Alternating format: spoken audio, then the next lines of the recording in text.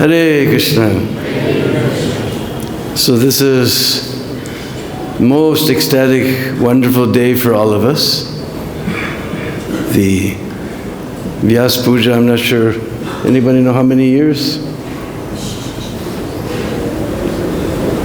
Anyway, this is the wonderful Vyas Puja festival of His Divine Grace, Srila Bhakti-Siddhanta Saraswati Thakur Prabhupada, who was the one who sent our Prabhupada to save us. We're only here because of Srila Bhakti-Siddhanta Saraswati. So this is a very, very wonderful day for all of us.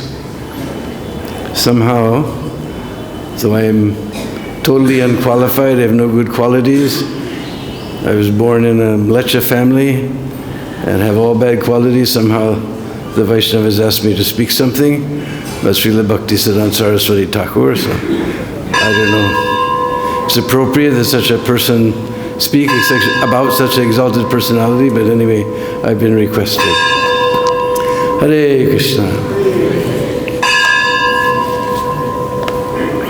Namo Vishnu Padaya Krishna Prastaya Bhutale Srimati Bhakti Vedanta Swami Niti Namine Namaste Saraswati Deve Gauravani Pracharine Nirvishesha Shunyavadi Paschatya Satarine Namo Om Vishnu Padaya Krishna Prastaya Bhutale Srimati Bhakti Siddhanta Saraswati Tinamine Sri Barsabhanavi Devi Daitaya Kripabdaye Krishna Sambandha Vijnana Dayane Prabhave Nama Madhurujvala Premadya Sri Rupanuga Bhaktida Sri Gaura Karuna Shakti Vigrahaya Namostute Namaste Gauravani Sri Murtaye Dinatarine Sri Rupanuga Virudapa Siddhanta Dvanta Harine Jaya Sri Krishna Chaitanya Prabhu Nityananda Sri Advaita Gadadhar Sri Vasari Gaur Bhakta Vrinda Hare Krishna Krishna Krishna Hare Hare Hare Rama Rama Rama Hare Hare Manchakalpatrubhyascha kripasindhubhaivacha patitanam pavanebhyo vaishnavebhyo namo namah. So, although I'm not qualified at all to speak about Srila Bhakti-Siddhanta Saraswati Thakur Srila Prabhupada, I found a very beautiful poem written by Srila Bhakti Rakshak Sridhar Maharaj that's just so sweet. So we'll recite that in glorification of Srila Bhakti-Siddhanta.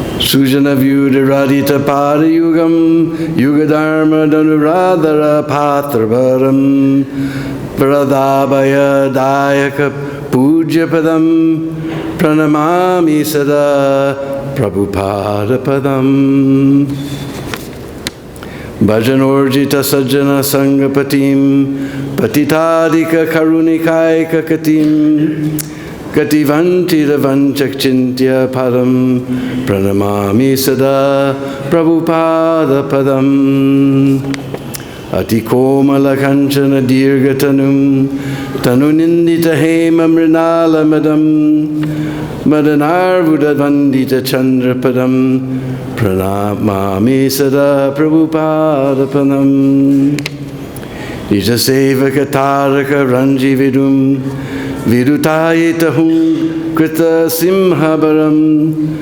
Varanagata Bali Sasandapadam Pranamami Sada Prabhupada Padam Vipule Krita Vaibhava Gaura Bhuvam Bhuvaneshu Vikirtita Gaura Dayam Dayaniya Ganarpita Gaura Padam Pranamami Sada Prabhupada Padam Chiragaura Janasraya Vishwagurum Guru Gaura Kishora Kadasya Param Paramadrita Bhakti Vinoda Padam Pranamami Sada Prabhupada Padam Raghurupa Sanatana Kirti Dharam Dharani Talakirti Tajiva Kavim Kaviraja Narotama Sakya Padam Pranamami Sada Prabhupada Padam Kripaya Hari Kirtana Murti Dharam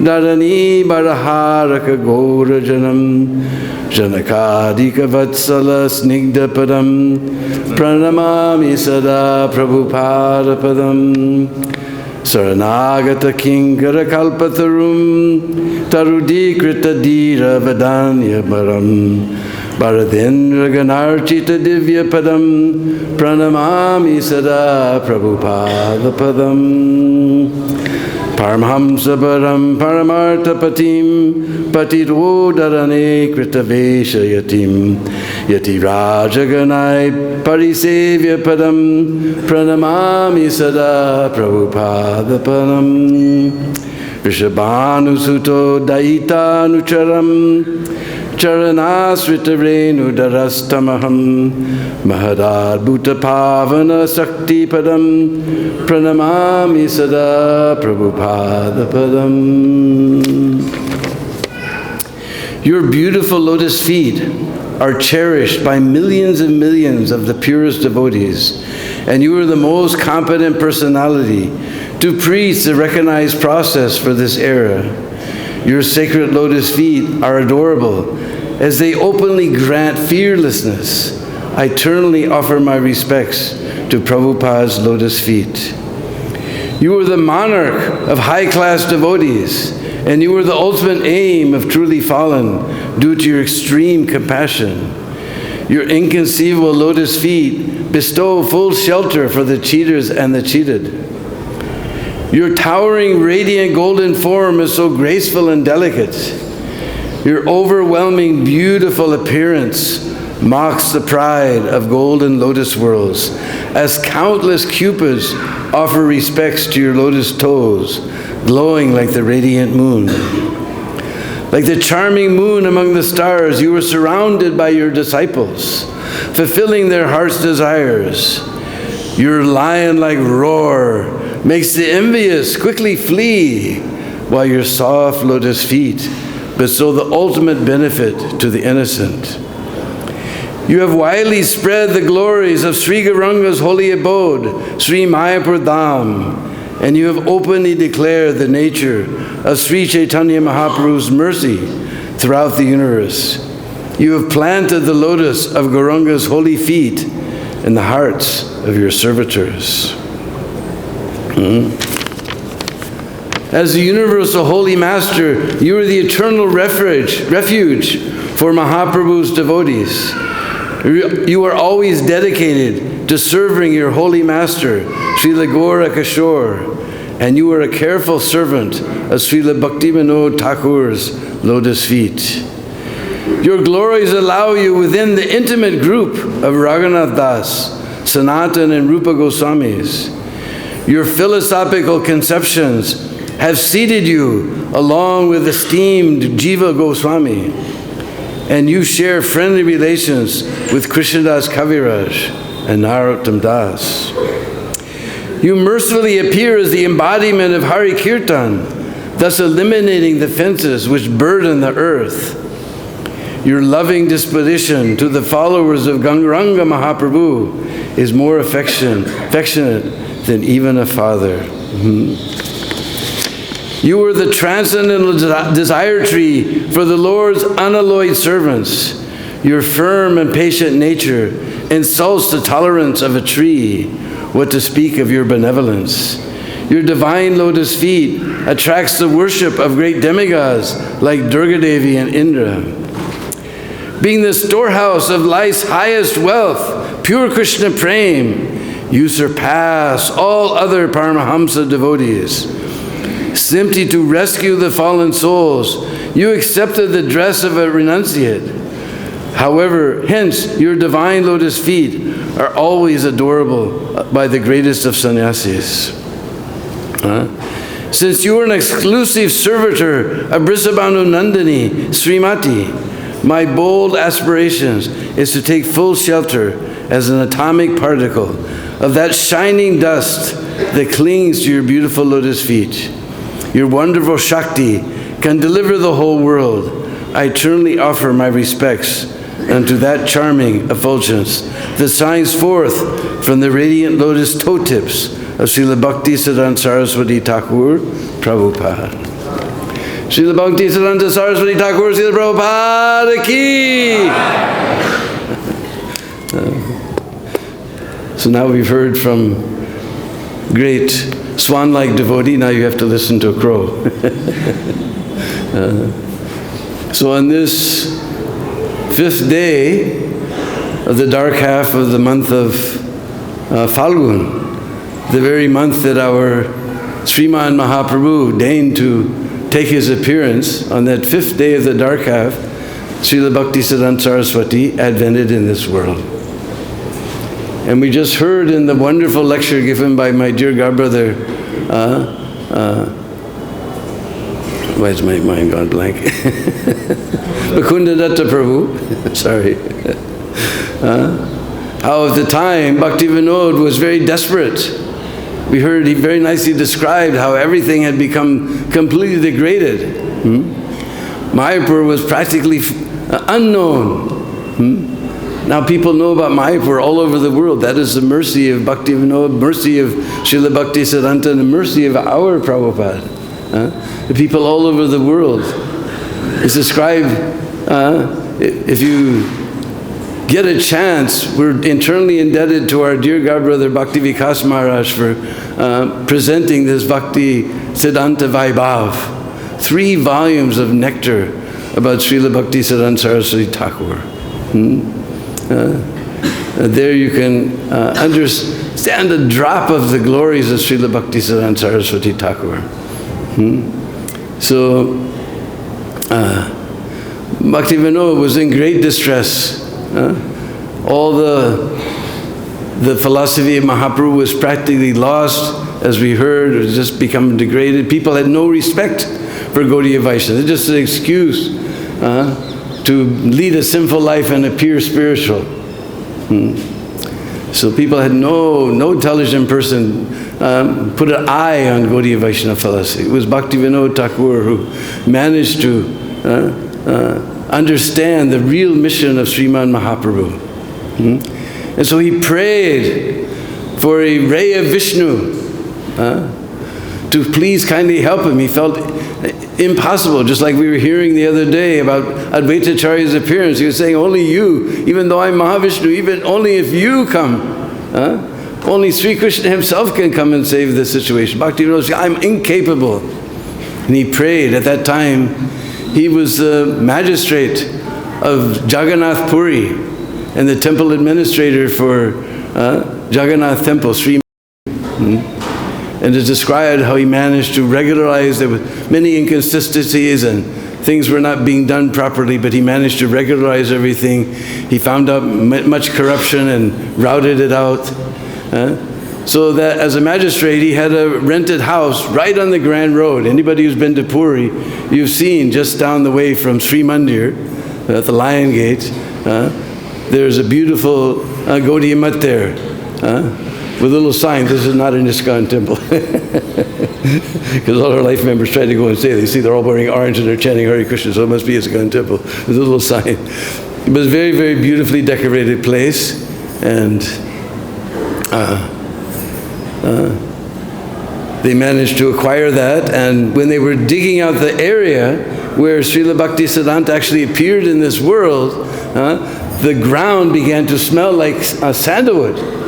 Chandan, fragrance of chandan began to emit from the ground as they were digging that spot. There's a beautiful temple there with Jagannath on one side and something Mani. What is the name of the deity? Krishna, Radha, I can't remember. Something Mani and And then Bhaktisiddhanta's murti is also there on the far right side. So Bhaktivinoda was living in that house. At that time it was just a rented house. And he was praying for this ray of Vishnu. And on this 5th day of the month of, dark half of the month of Magh, he got a hint that his prayers were answered, because when Bhaktisiddhanta arrived in this world, his umbilical cord was wrapped around his body just like a Brahman thread. In fact, it's described that it left a permanent mark on his body. So Bhaktivinoda got some hint. Maybe this is that ray of Vishnu that I was praying for. And almost 5 months after that was Rath Yatra. And the first time I ever went to Rath Yatra, it took 2 days to get there. But somehow that particular year, that 5 months after Bhaktisiddhanta was born, the Rath stopped right in front of Bhaktivinoda's house and refused to move for 3 days. He was there. And so Bhaktivinoda's wife, because she was the wife of the magistrate, she took advantage of her position. She climbed up on the cart. Bhaktivinoda told her to go. And she placed this child at Lord Jagannath's lotus feet. And immediately, Jagannath, he'd been waiting there for his devotee for 3 days. His garland fell down and circled around Srila Bhaktisiddhanta Saraswati Thakur. So then Bhaktivinoda got another hint. This is that ray of Vishnu. And we've heard, gradually he began to grow. He was very beautiful. And we know of Bhaktivinoda, he had 10 children. We can't imagine anymore. Now we're crying if I have 2, and oh, how could I afford all 2 children, you know? He had, those days there was nothing. It's described, even Bhaktivinoda, I was just reading that Bhaktisiddhanta was paying 50 rupees a month for Ultadingi Road. In those old days it was called Ultadingi Road. And even that was hard to come up with. So they didn't have anything, but they could manage to raise 10 children. To see how upside down and crazy everything has become these days. So, and even at 4, he manifested so many incredible qualities. Because we know that Bhaktivinoda brought some nice mangoes. They just come in season. So he brought some mangoes from the market. Because Nectar Devotion says when something comes season, then we immediately offer it to the deities. So he brought some nice fresh mangoes. And Bhaktisiddhanta was only a little boy. His name was Bimala Prasad. Because we know there's one Devi in Jagannath Mandir. After the bhog is offered to the Lord, then it's not considered Mahaprasad till it's offered to Bimala Devi. So he was considered to be the Prasad of Bimala Devi. So Bimal Prasad. So immediately grabbed one of those mangoes, just like a little boy, 4 years old. You know, children, you can see how what it's like to be totally controlled by the senses. Children, whatever they get, grab, everything, and it goes in the mouth. Whatever a little kid gets, boom, in the mouth. So he immediately grabbed that mango and began to eat. And Bhaktivinoda said, no, you have done a great offense. This was meant for the Lord. And you have taken before the Lord. This is a grave offense. 4 years old, he took a vow that throughout his life, he would never eat mangoes again.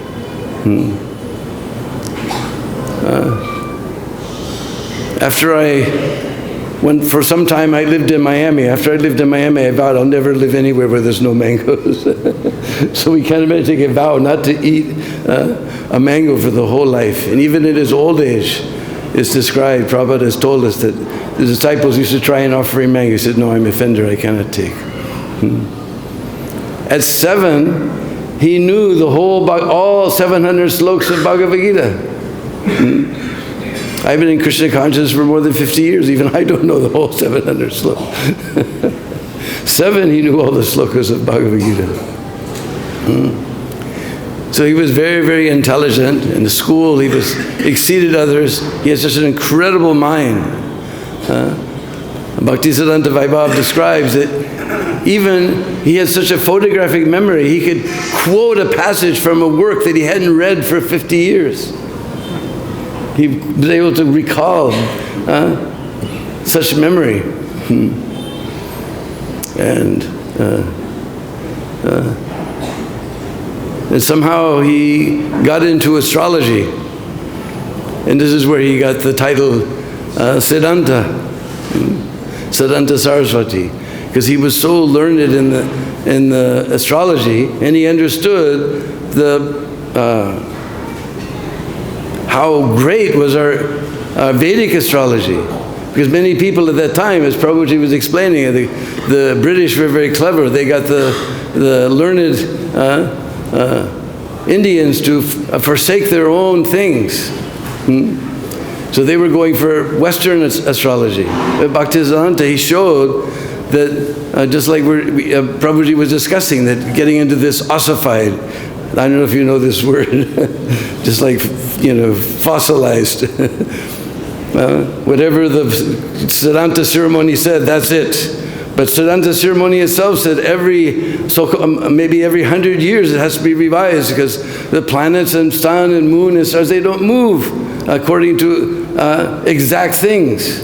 Just like we know, even in Western world, that every once in a while we have to add an extra day. We have we call it a leap year. We have a leap month, but they have a leap year. Because according to their reckoning, it's 364 and a quarter days. So every 4 years, there's one extra day. So everything has to be corrected after a while.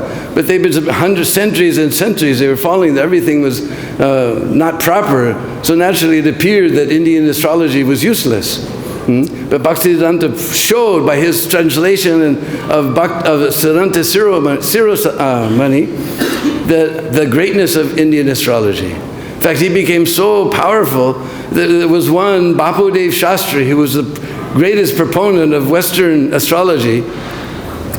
And they had some debate, and Bhaktisiddhanta smashed him so thoroughly that he passed stool and urine in his pants.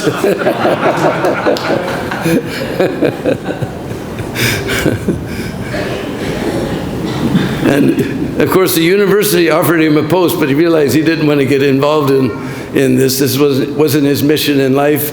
And then he realized that if he became a big astrologer, then people wanted to get married and settle down. He said, so he gave all this up. But his whole single-minded goal was unalloyed devotional service to the Supreme Lord. And Bhaktivinoda encouraged him in every way and gave him full facilities to study. So he gave up, could have been a lucrative career in astrology or whatever, but he just gave everything up. Somehow he took some job with, I think it was the king of Tripura. And after the king of Tripura disappeared, his son put him in the secretariat where he tried to get rid of all the corruption. When he saw everything was just so corrupt, he said, forget it. I'm getting out of all this.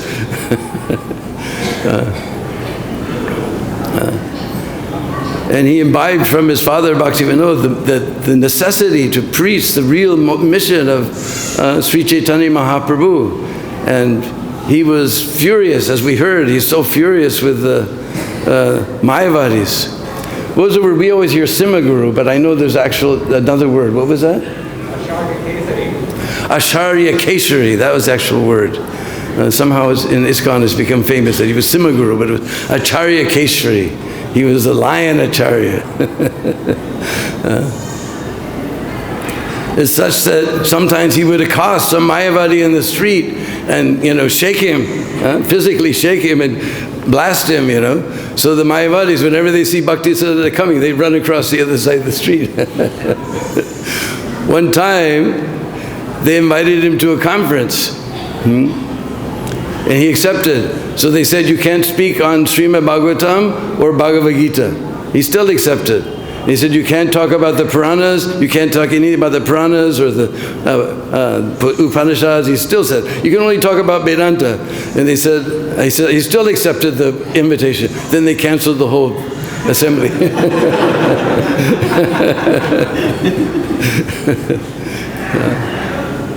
Viruddha Siddhanta. That's against the Siddhanta. He was ready to smash this Mayavad philosophy, which, as Prabhuji explained so nicely, is the excuse not to surrender to Krishna.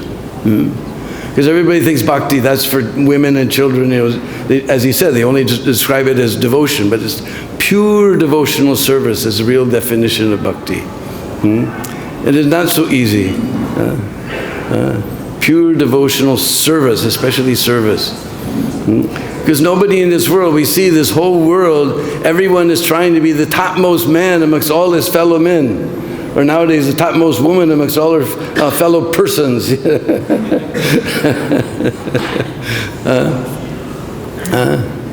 But we're the humble servant. Prabhupada is saying we need Sambandhagyan. We have to know we're the eternal servant. And we hear this word servant, we don't like that word. we want to be the master. We want to be served. And again, in this deep philosophy, we hear again this word servant. Just like Bhaktisiddhanta gives an example that she hired some tutor to train her child so that he was teaching him algebra. So he said, you take a triangle with points A, B, and C. And she came there with her umbrella to beat him. Why are you teaching that ABC? That's in the first grade. Why are you teaching this? I'm training you to teach you higher mathematics. Because this is higher mathematics. To serve Krishna is the highest mathematics. Because that is our eternal relation with Krishna, the eternal servant.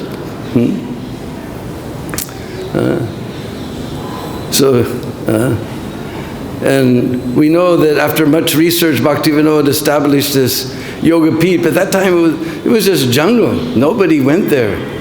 He had so much trouble trying to keep anybody to stay there. Now many devotees, we see in Mayapur, it's a huge city has come up. People want to go there and stay in this nice place. In those days, they couldn't sent Bhaktisiddhanta specifically to try to manage the place and bring up the standard.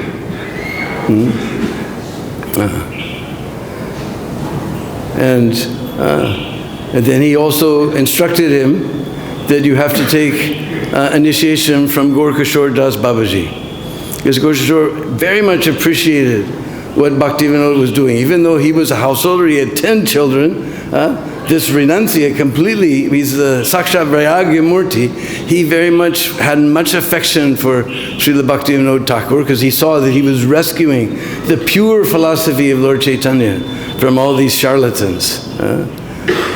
So he told Bhaktisiddhanta that you must take initiation from Gaurkishore. So he went to him, although everybody was after him, every guru in Navadvip and Calcutta and everywhere, they wanted this very learned fellow. This would be a big feather in my cap if I have him as my disciple, you know. Everybody wanted him. And here he sent him to some guy who couldn't even write his name. We can't imagine in the modern age. Can you imagine not being able to write your own name? He couldn't even write his name. He sent this guy who, you know, was so learned and so exalted in many, many ways. And he said, well, I don't know. If Mahaprabhu gives the order, I will. So then he asked him again sometime later. He said, Mahaprabhu isn't giving me the order. Then finally he met him on a bridge over the Ganga.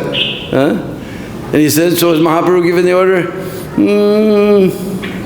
Not yet. And then he said, Kandiya Kandiya Pranana Rakibo Ara. Crying and crying, I will give up my life. And he climbed on top of the bridge ready to jump into the Ganga.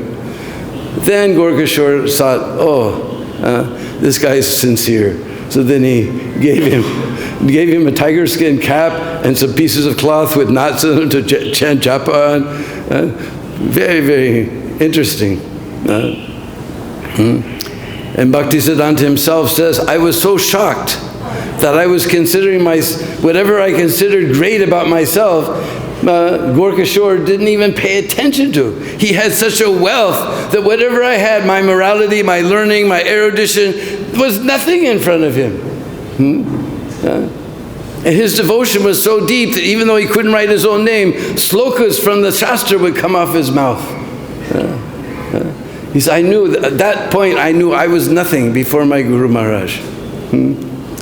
And Gaurkishore used to call him very affectionately, my Prabhu. It was very sweet. Can you imagine a guru calling you Prabhu? My Prabhu.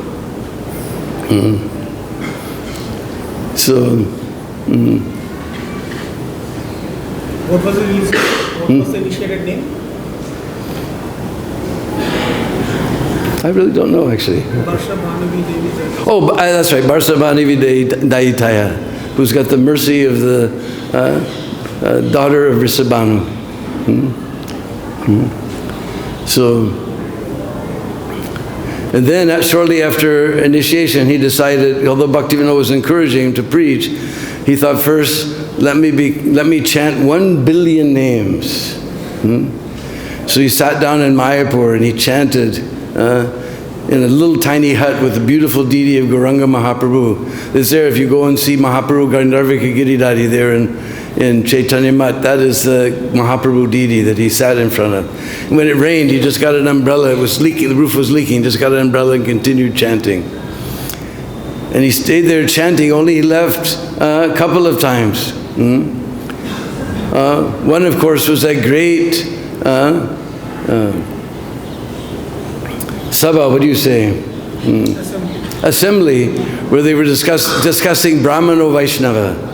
Because as we heard, ISKCON Swamis are very, very against Bhaktivinoda and Bhaktisiddhanta for trying to make low-class people into Brahmins and Vaishnavas.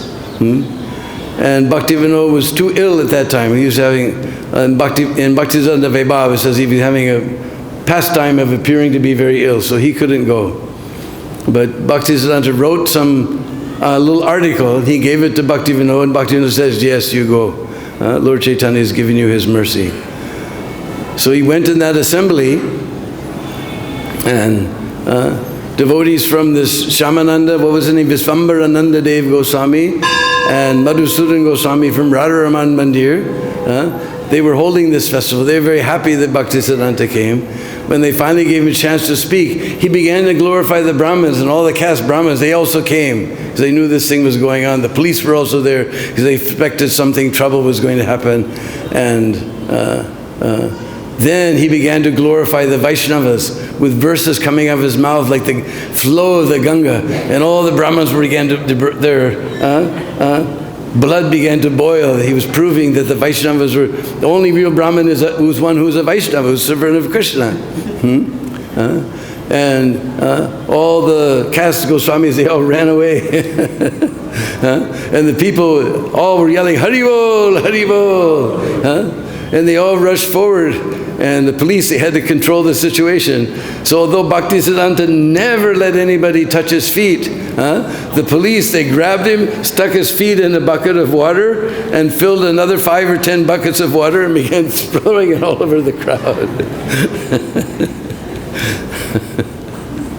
And then we heard about the time the Maharaj of Kashim Bazar invited him. One little detail was there that the caste Goswami, we heard, even they gave him only 5 minutes, even they cut him off. And then they told the Maharaj, he's not eating your food because you're from a low caste. There's one little detail that's missing, that they told him. And Bhaktisiddhanta said, no, because I can't do anything for your benefit, so how can I take maintenance from you? I've come here for your benefit, and nobody's giving you a chance to speak anything, Harikatha, for your benefit. So what is the use of eating this? And besides, your pujari, he doesn't know the truth. He doesn't have, as Prabhuji said, Samandagyan. He doesn't know who is Krishna. So this is not prasad, I can't eat it. He took the train, he went all the way back. He had to walk about 5 miles to his place in Mayapur. And then he reached by morning time. All night he was on train. He reached in the morning time. He cooked himself and then he ate and broke his fast for 4 days. It's the only 2 times he left during his 1 billion name jap yagya. And so many wonderful pastimes are there. We know that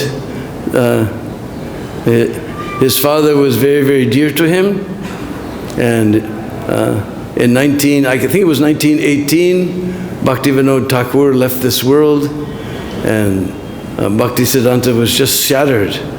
Because his father had always affectionately encouraged him to continue his work, and he would translate works and show them to Bhaktivinoda. and get advice from Bhaktivinoda, so now he was gone. Then later that same year, then Gorkashore Das Babaji left this world. And so there was a big clamor because all the big mahants, if they could give samadhi for Gorkashore, they could get a lot of money because everybody knew Gorkashore. Although most of them were charlatans. Bhakti Vaibhav explains how one fellow came, and first he was very dear to very attached to Srila Bhakti Siddhanta, but then he saw he was managing the Yoga Pit and engaged in so many seemingly mundane activities. We don't understand Yukta Vairagya. So he criticized him and left and went to took shelter of Gorkashore, and then he became the sort of in control and lorded it over everybody else. And Bhakti Siddhanta would come, he wouldn't let him come, and he was getting lots of boga and so many offerings. He was taking all those things, not giving, because Gorkashore didn't eat all this heavy stuff, rich food. So that fellow Mitra, he was eating all this rich food naturally, and we know that makes you very agitated. So he was doing all sorts of illicit activities and on the sly. And finally Bhakti Siddhanta exposed him, and Gorkashore chastised him and said, go get yourself married and live an honest life doing a job. And he left and took a job like that. So everybody knew Gorkashore. Everybody wanted to have the samadhi because they knew people will come and give donations. Somehow they alerted Bhakti Siddhanta was on the other side of the river. So Bhakti Siddhanta came there. And everybody said, Gorkashore was a renunciate. How can he give samadhi to someone who's a renunciate? He's not a renunciate himself. And Bhaktisiddhanta said, I am the only disciple of my Guru Maharaj. Even though I'm not a renunciate, I have kept my vows perfectly by the mercy of my Guru Maharaj, and not like some other simian. Simian means monkey-like people. He said, nobody, if someone is here, only someone who's pure in his vows can touch the body of my Guru Maharaj, otherwise he'll be destroyed. And the police chief, he'd also come because he knew there was going to be trouble. And he said, well, how will we know? And he said, I will take their word. If somebody has not had illicit sex within the last month, first he said 1 year, within 6 months, within 3 months, within 1 month, within the last 3 days, they can touch my Guru Maharaj's body. And everybody was astonished. All these big Babajis turned their backs and walked away. Then somebody said, oh, your Guru Maharaj said that when he dies, you drag him through the streets. And Bhaktisiddhanta said that just to smash the false ego of materialistic people, he said these incredibly humble things. But even though I am an unexperienced and a fool, I have seen how Mahaprabhu carried Haridas Thakur, the Supreme Lord himself, carried Haridas Thakur's body on his lap. I will never do such a thing to my Guru Maharaj. Rather, with great joy, I will carry his body on my head. So then he established Samadhi. We know later somehow or other the Ganga changed her course, so they had to move that Samadhi. It's there at Chaitanya Mat in Mayapur now. So, and this was total devastation. Now his father died, his well-wishing Guru Gorkashore has died. He said, who am I supposed to show my works to? Who will encourage me? He completely gave up everything. Until one day, by chance, some piece of paper with a Chaitanya Charitamrita verse talking about spreading the movement of Lord Chaitanya. Then he took, oh, this is a hint. And that night in a dream, Chaitanya Mahaprabhu, Nityananda Prabhu, all the Goswamis, his Guru Maharaj, Bhaktivinoda Thakur, they all appeared to him in a dream and told him, you just go and preach, don't worry about anything. He was thinking, I don't have any money, I don't have any backing, what will I do? How will I do all this? I have no one, those who encourage me are not here. He said, you don't worry about anything, you just go and preach, we will send you everything. So then all of a sudden the disciples hadn't seen him for days, and he suddenly appeared as fulgent as anything, and he began to preach. Bhakti Siddhanta just has this ocean of stories we could tell.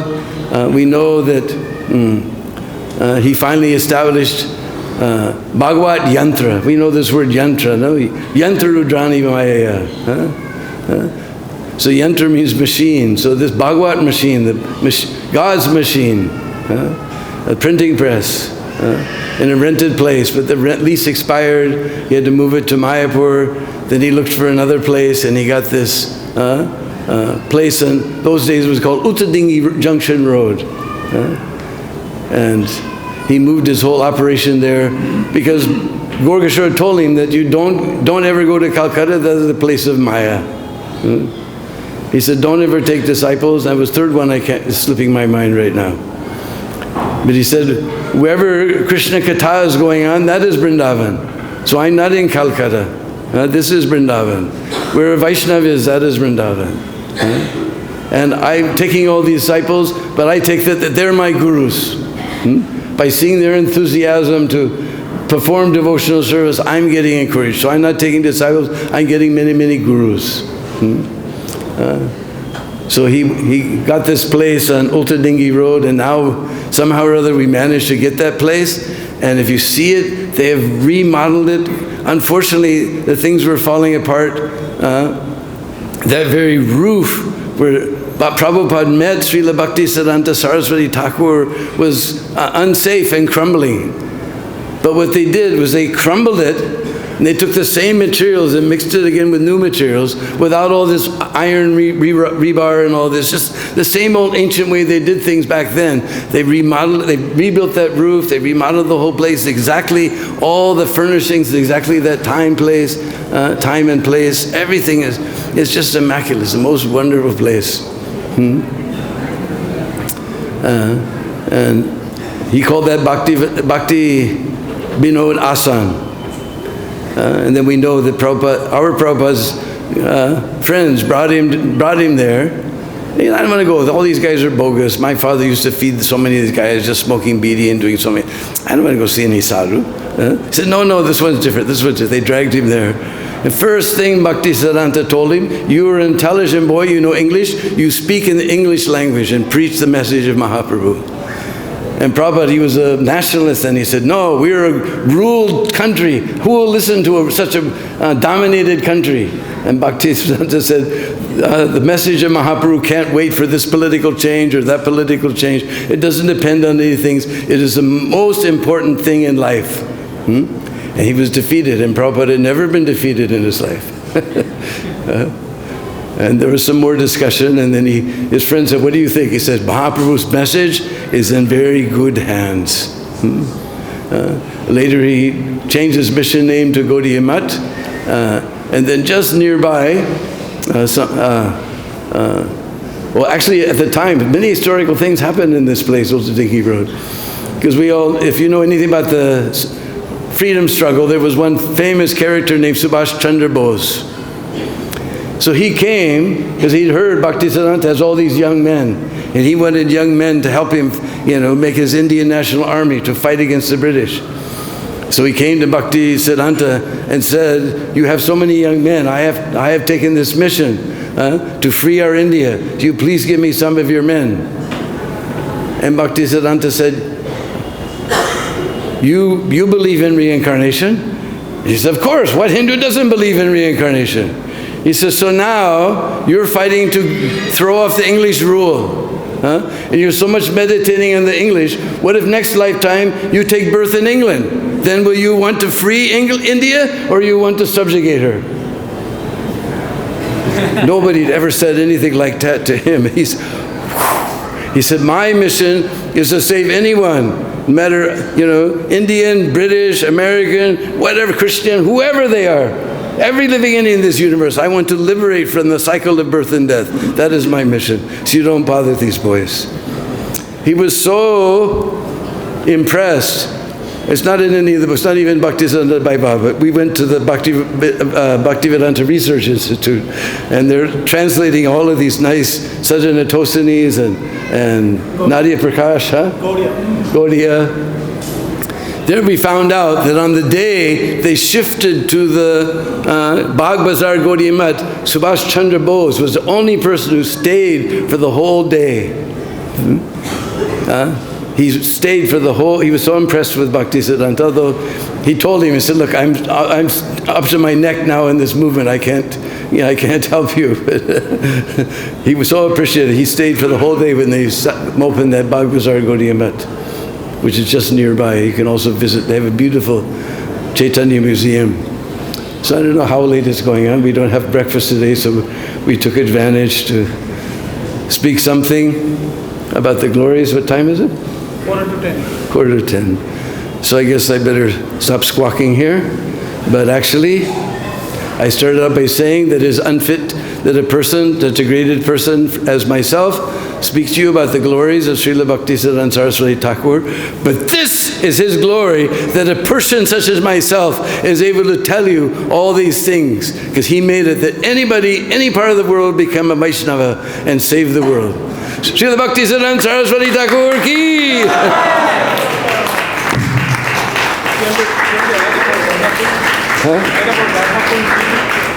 Oh, then one very important, especially for us ISKCON devotees, one time Srila Bhaktisiddhanta, because he revived Navadvip Mandal Prikrama and Braj Mandal Prikrama, both of them been neglected. And Bhaktisiddhanta was, Bhakti Vinod had encouraged him to use, revive this Navadvip Mandal Prikrama and this Braj Mandal Prikrama.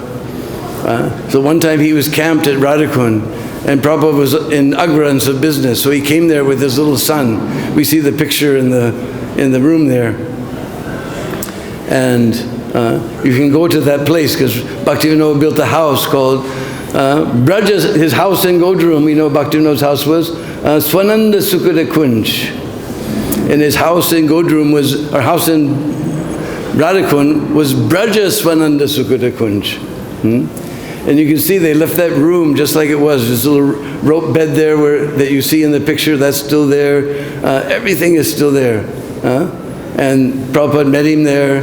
And then they were walking on the Sangam, where Radhakund and Shamakund joined. And Bhaktisiddhanta told him, Ag Jwalbi, there will be fire. Because he was upset. Now they got this nice Bagh Bazar Gaudiya Math. Everybody's fighting. I want this room. No, that's for me. I'm more important than you. This is my room. No, that's my room. No, this is my. He said, better we break the temple, sell all the marble, and print books. And he looked Prabhupada in the eye and he said, if you ever get money, print books. So this book distribution was born in Radhakund. This is if you want Radha Bhav, this is the Radha Bhav. Radharani is always trying to make arrangements for others to meet with Krishna.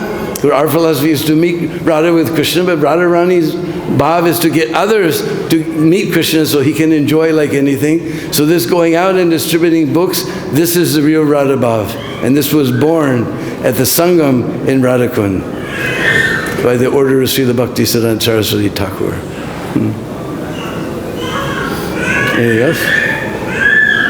And now we have a wonderful opportunity that's in our hands.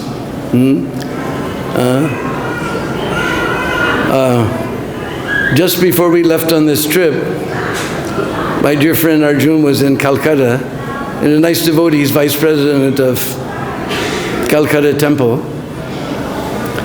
And he was the one who got that Ultadingi Road and Junction Road and remodeled it and everything.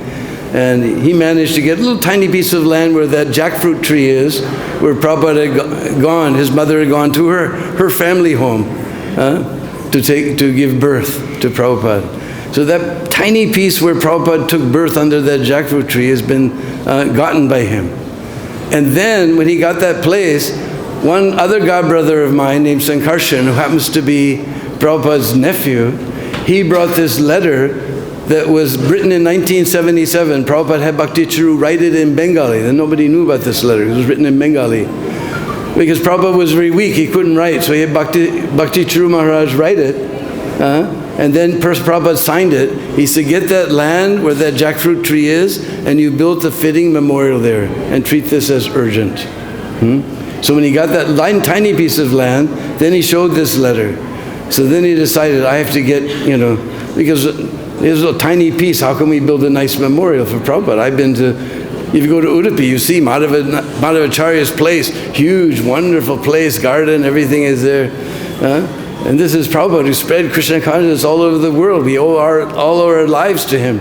So this place is slum area, but all the developers, you see in the film, if you go on Dandavats, you can see, there's an article there, you can see in the film how big high-rises are coming up. And it's just next to Taliganj, where all the movie stars live. So this is going to be a posh area. So all the developers are trying to get that slum also. We're in fighting with them. So on this special day, if anybody feels inspired, because Prabhuji made this nice video, now it's there on Dandavats, and we just managed to get another piece next door. He wants to get 1.5 acres of land so we can build a nice memorial for Srila Prabhupada. So if you feel inspired on this day, you can go there and see that article and find out all the information, how you can send money there and make a nice donation to build a beautiful memorial for Srila Prabhupada on his birthplace, on this holy day of Srila Bhakti Siddhanta Saraswati Thakur's Vyasa Puja. Hare Krishna.